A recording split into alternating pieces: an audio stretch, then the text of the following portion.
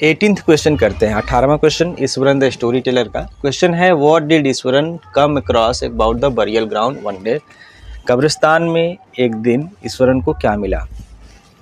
Answer है one day about the burial ground, एक दिन कब्रिस्तान में Eswaran came across a human school lying on the path. जब वहाँ से गुजर रहे थे तो उनको एक मानव खोपड़ी रास्ते में पड़ी मिली।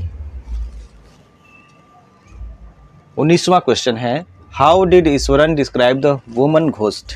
स्त्री भूत को ईश्वरन ने किस तरह से बताया है, उसके बारे में किस तरह से व्याख्या किया है।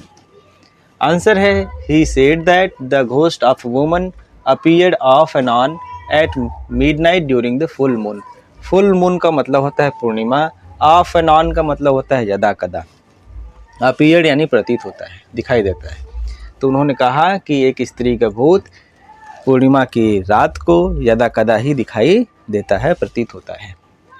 He described it as an ugly creature with matted hair and a shriveled face. Matted hair यानी कि उलझे हुए बाल, ugly creature यानी कि बदसूरत जीव, shriveled face यानी कि सिकुड़े हुए चेहरे, सिकुड़े हुए face.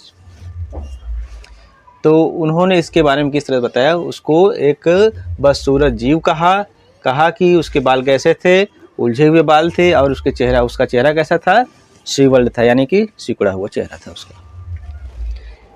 It looked like a skeleton holding a foetus in its arms. Foetus का मतलब होता है भ्रूण, जो बच्चा अभी तक जैसे पैदा भी नहीं हुआ हो, फ्यूटस। तो यह इस तरह से प्रतीत हो रहा था, वो कंकाल इस तरह से प्रतीत हो रहा था जैसे कि वह अपने बाहों में क्या लिए हुए हो, एक भ्रूण लिए हुए हो। ठीक है, तो ये था इस क्वेश्चन का आंसर।